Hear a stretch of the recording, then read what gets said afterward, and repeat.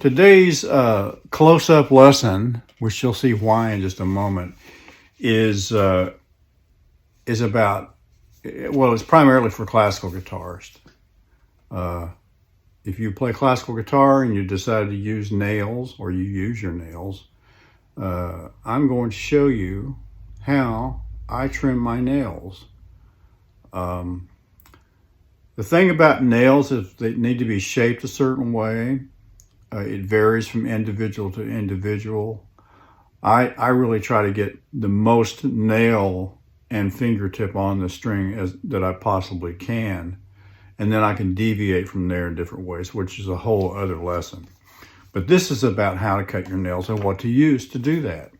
So I have my handy dandy OPI, doesn't really matter what brand, but nail file. I have two of these. I have one that's really short that fits in my guitar case for an emergency, in case, there's a robbery and I have to pull this out and go after somebody or whatever. But nonetheless, in case I start to break, in case I break a nail and I need to fix it so I can save it. But the primary thing is, this is a glass file. It's not that cross-hatched metal stuff that just tears your nail up. This really does take nail off in a real fine way. Gives you a base to work with. So there's the nail file. The other part to this is the sandpaper.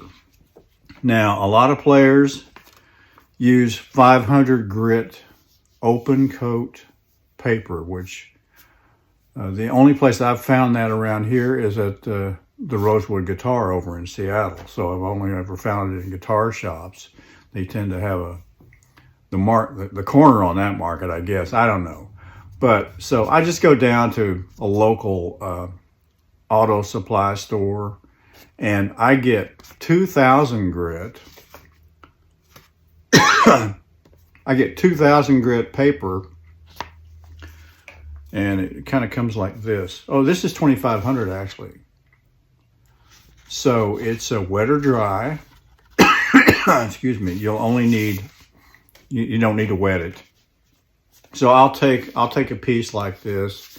Sometimes it comes in more square pieces, and they're pretty large. They're like this big, but it's a whole square thing like this. But these are nice too. And I fold it over like so. I'll just make a new piece, and then rip the stuff. Basically, cut this in half. And I'm not done. I'm going to do it again. So I cut it into a quarter, if my math is correct. So this gives me a piece of this stuff that I can actually use quite easily. I've done this way every morning, for the past, I don't know, 40 years I've been doing this. So although I might not know what I'm talking about works for me really well. So I think it's pretty standard though. All right, so you got your sandpaper and you got your file. So now we have our setup here. Here's the nail file. Here is the sandpaper. And I have a brand new piece. And I have an older piece. Well, why do you have an older piece? Well, we'll talk about that in a minute. Now, I always take the nail file and kind of, push this back up in here. Looks painful, but it's not. And I do that on each finger. I've already done this once today. The idea, too, behind this is to do it daily. Because what that does is it maintains basically a constant length of your nails. So you're always dealing with the same thing from day to day. Some guitarists advocate letting your nails grow out for 2 or 3 days because, the sound gets a little bit better, I think. But if you polish them really well, it really doesn't make any difference. And like I said, the idea is to have a constant thing so you're not each day dealing with something different. Honestly, by the end of the day, because I cut mine in the morning, by the end of the day, around 6 o'clock or so, I can tell that they are slightly longer. So you get really sensitive to that. So we kind of cleaned out underneath here, and then we start with the thumbnail. So you're going to bring this nail file in at an angle. You're not going to go straight across. It's about a 45-degree angle or so. And what I do is, you can tell that my nails, they're not they're not shaped like a lot of players. A lot of players will have this edge where it starts over here and it's pretty thin and it shoots up. So they're playing across the strings in a certain way. I really, what worked for me is that I like to be able to play anywhere on this nail that I want to. So I'm not stuck with playing across the strings in one particular way. I can play from over here. The idea is that at any given point to make solid contact. So I can play off the center. I can play off over here too if I need to. But typically it's within this area here to get different tones. Of course, you can move different places on the string too. So to start over with this idea, first I kind of do the middle. I'm kind of working this area in the center. So, and I do it like this. I count. I go 1, 2, 3, 4, 5, 6, 7, 8, 9, 10, 11, 12. Okay, 2 sets of 6. So I've done that. Now I start back over here at the edge. I'm not way back here. You want to leave this area out here alone, so because it strengthens this up across here of the center. If you cut it back too far, it's really weak, so you don't mess with that. Then I come back over here to this area and watch what happens. I go 6, 1, 2, 3, 4, 5, 6, and then I move over 1, 2, 3, 4, 5, 6. I move again 1, 2, 3, 4, 5, 6. And I'm at the center 6 times. Now, what happens here, what's happened is I've been cutting, and it looks like I'm going, like I'm sawing, like, I'm really not. I don't go to the trouble to pull the file off, but I am putting more pressure down as I go this way. Because if you come back this way, you're actually you can't see it, but you're kind of ripping the nail structure off. So I'm at the center now, and now I'm going to be cutting back this way like that. 1, 2, 3, 4, 5, 6, and work my way on around. 2, 3, 4, 5, 6, and keep going. 5, 6, 1, 2, 3, 4, 5, 6, 1, 2, 3, 4, 5, 6, and then I blow that off. And then I take the sandpaper, and I actually do this after I've done all the nails. I mean, I would have started over here on my thumb, and done the same thing. Center, 1, 2. I do all this, on each nail. I think that was 6. I'm not trying to count. I can't count and talk. So I'm working my way across, blah, blah, blah. It's all working the same way. And then I take the sandpaper, and this is like you're taking your finger like this.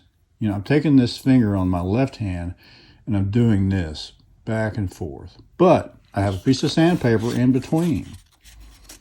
And that's what polishes that edge, that beveled edge, that edge that's about 45 degrees underneath there. You can do this until you kind of hear it squeaking. Hear that? And that's pretty darn polished. Now I'll do that on each nail. See, look what I did there. Here we go. Got to do this right today because I have to teach a lesson here shortly. Keep going till you hear just a little, hear it? Squeaking. Then, when I'm all done with all the nails, I'll come back in and I'll take this stuff that's really been used, or if I don't have stuff that's really been used, I'll go back to this area where I worked already. But I like to do it this way.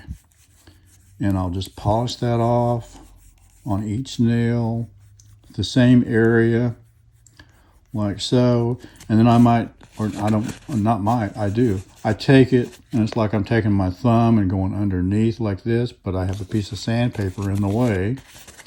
So I'm doing this underneath to really polish that off down there. I'll do that on each nail. And then I'll come again and I'll kind of rub the stuff off the top too, off the top edge. So there's just nothing there to make any weird noise. And that's how I do it. You know, you can check a lot of the textbooks, and they'll talk about the length. You know, the Stanley Yates books are really good about that. There's two over there on my bookshelf. There's also a book called The Natural Classical Guitar, and there's one called Classical Guitar Technique. Who's that by? I can't think of the guy's name at the moment, but it's a great book. They're all good. Stanley Yates' book is especially good for many things, not just cutting nails. But that's what you get.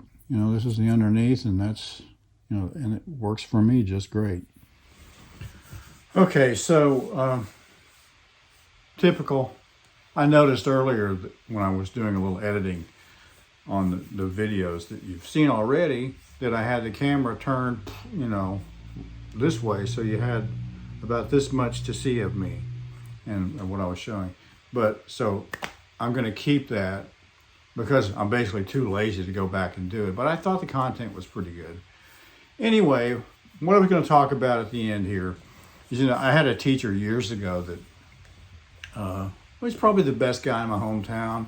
I've never really had what I would call a bad teacher. I have had teachers that I think were, if not misinformed, they were less informed than they should have been probably. But, you know, we all kind of, you know, went through this stage where, we just had to take lessons from whomever we could get lessons from. And that applied to the people that were before me, especially in the area where I lived. So, you know, this guy taught me a lot of good things. Took me into some good literature, some good classical guitar stuff that I otherwise wouldn't know anything about. So I learned something from this guy. But the thing that he did was he just used a pair of nail clippers to clip his nails. And, you know, he could, and I learned how to do it too, you could take it and you could really cut a fine shape of a nail. But the part that was missing was the smooth beveled edge that's underneath here, and getting the excess stuff off the top as well. So how did I find out about the right way to trim my nails? Well, you know, I did go to a different teacher, a guy named James Eddy that taught at a local junior college, great player. And, you know, one of the first lessons that I had with him, I said, hey, how do you get such a great sound? What are you doing? You know, and he said, well, I don't know. You know, you just keep working at it and you'll get it eventually. Well, that's partly true.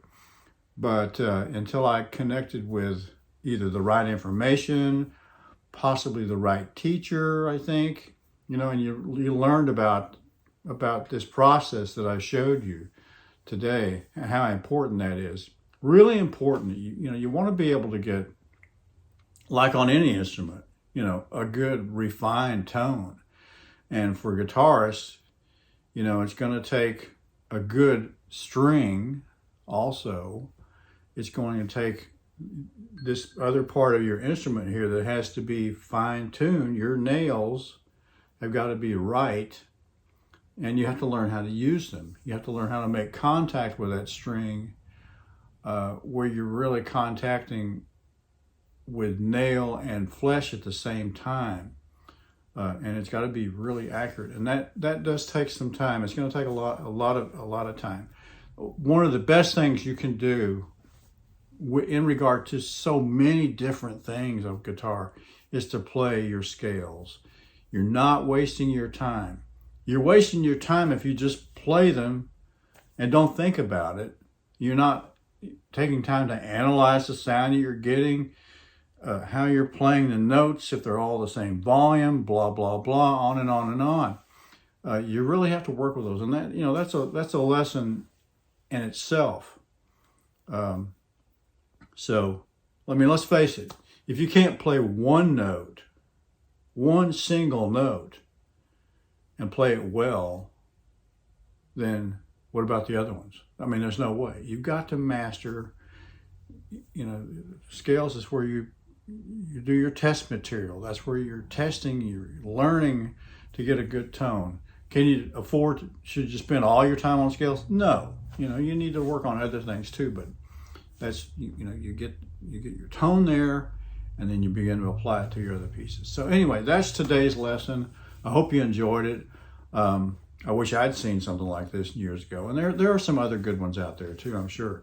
So anyway, that's it. And thanks for watching, and I will see you in another lesson.